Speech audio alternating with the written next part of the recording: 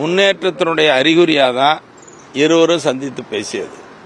முன்னேற்றம் இல்லாமல் சந்திக்க முடியுமா?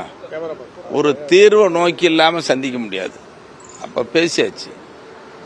ஒரு பெரிய மாநாடு, வெற்றிகரமான மாநாடு. அந்த மாநாட்டில் ஐயா, சென்னை அன்புமணி எல்லாம் பேசினாங்க. கூட்டம் மிகப்பெரிய கூட்டம். அதுக்கு பிறகு ஒரு நெருக்கடியான சூழல் உருவாயிடுச்சு. அதுக்கு பிறகு நேற்று சந்திச்சாங்கன்னா அது நல்ல அறிகுறி தானே. நேரில் சந்திச்சு பேசுறதே நல்ல அறிகுறி தான். அந்த அறிகுறி மனசில் இல்லாமல் பேச முடியாது. அதனால பேசுனது எல்லாத்துக்கும் மகிழ்ச்சி. உங்களுக்கு மகிழ்ச்சி, எங்களுக்கு எல்லாத்துக்கும் மகிழ்ச்சி. அதனால நல்ல முன்னேற்றம் இருக்கு. இப்போ கூட ஐயாட்ட பேசிட்டு தான் வர்றோம். முன்னேற்றத்தினுடைய தெம்பா தான் இருக்கிறாரு ஐயா. அதனால நல்ல செய்தியை உங்களுக்கு ஐயாவே சொல்லுவாங்க. சென்னை அன்புமணியும் சொல்லுவாங்க. அன்புமணி ராமதாஸ் வந்து நேற்று காலையில் இங்கே வந்தாரு. முதல் நாள் நைட்டு வந்து அவர் வந்து என்ன சொல்றாரு அப்படின்னா, தைலாபுரத்துல இருந்து ஒரு சில இரண்டு பேர் இருக்காங்க துரோகிகள், என்ன வந்து கேளுங்க. இதை பத்தி எல்லாம் சொல்லி செய்தி பெருசாக்காதீங்க. இது கட்சியில் நடக்கிற சிலதெல்லாம் இல்ல. கேளுங்க. அதாவது உட்கட்சி பிரச்சனையை முதல்ல நான் வெளியில பேசுறதே தவறு, பேசக்கூடாது. இது கட்சிக்குள்ள இருக்கிற கட்சிங்கிறது ஒரு குடும்பம் மாதிரி. குடும்பத்தை போது பெருசாக பேசக்கூடாது. அது என்னை பொறுத்த வரைக்கும் ரொம்ப அடக்கமாக அமைதியாக இருக்குன்னு நினைக்கிறேன். வெளியில் எதுவுமே சொல்லக்கூடாது. அதனால நான் எதிர்பார்க்கறது எல்லாரும் எதிர்பார்க்க, நீங்களும் ஒரு நல்ல முன்னேற்றம், ஒற்றுமையாக வேகமான வளர்ச்சின்னு தான் இருக்குன்னு நான் எதிர்பார்த்தவரை மற்றதெல்லாம் எதையுமே நினைக்கல, அதை சிந்திக்கல. அதனால அதுக்குண்டான அதை நோக்கி பயணம் பண்ணிட்டு இருக்கிறோம். சந்திச்சது மகிழ்ச்சியை ஏற்படுத்தி இருக்குது.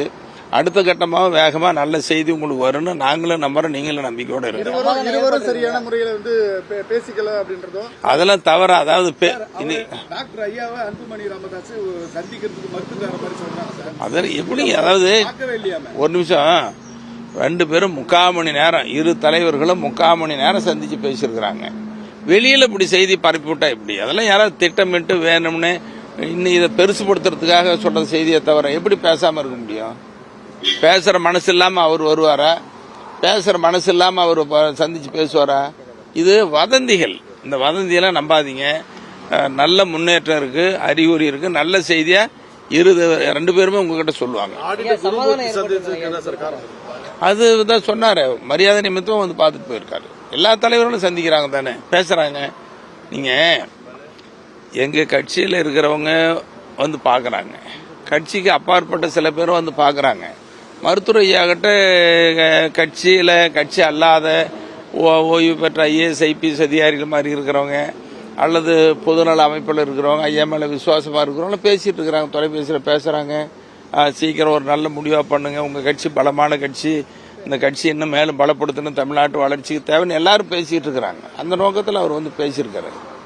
நான் அது கூட என்ன பேசுறாரு கேட்ட, ஒன்றும் இல்லை மணி, மரியாதை நிமித்தம் வந்து பாக்குறேன், பேசுறேன், நீ ஒரு மூத்த தலைவர், நல்லா இருக்குன்னு சொல்லிட்டு போனாருன்னு சொன்னாரு. உள்துறை அமைச்சர் அமித்ஷா வர்றாரு, அதை நெருக்கடியா பாமக வந்து பாமக கூட்டணிக்காக நோக்கி வந்திருக்காங்களா? இல்ல அதெல்லாம் இப்ப நாளைக்கு என்ன நடக்குதுன்னு இப்ப ஆருடன் சொல்ல முடியாது. அரசியல் எது வேணாலும் நடக்கலாம். இப்ப அதை பத்தி பேசல, மரியாதை நிமித்தம் வந்து பார்த்து பேசிட்டு போனாங்க.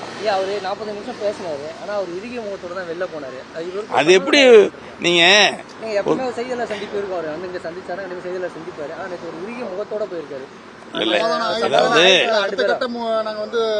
இல்ல ஒரு எப்பவுமே ஒரு முடிவு ஏற்பட்ட முடிவு தான் சொல்லுவாங்களே தவிர இடையிலே ஒவ்வொன்றும் பேசுறதெல்லாம் சொல்லிட்டு இருக்க முடியாது. நானே கூட இதெல்லாம் பேசக்கூடாது. நீங்க வற்புறுத்துறதுனால சந்திக்கிறதுனால இல்லைன்னா உங்களை ஏமாத்திட்டு அந்த பக்கம் நானும் உங்க கண்ணில் படாத போகணும்னு தான் நினைச்சு துரத்துறீங்க. அதுக்காக தான் சொல்றேன். இல்ல நானே சொல்லக்கூடாது. இல்ல அதாவது நான் சார்ந்து இருக்கிற கட்சி, எங்க கட்சி பிரச்சனை எப்படி பொது வெளியில பேசலாமா? அது ஊடகங்களை பேசலாம், பேசவே கூடாது. உங்க வற்புறுத்தலுக்காக, உங்க நெருக்கடிக்காக தான் நானும் பேசுறேன். இது நான் ரொம்ப அடக்கி தான் பேசுறேன். 2 தரப்புல சமாதானம் ஏற்படும். அதனுடைய தொடக்கம் ஆயிடுச்சு. விரைவில் உங்களுக்கு நல்ல செய்தியா, நல்ல தீர்வு. நன்றி.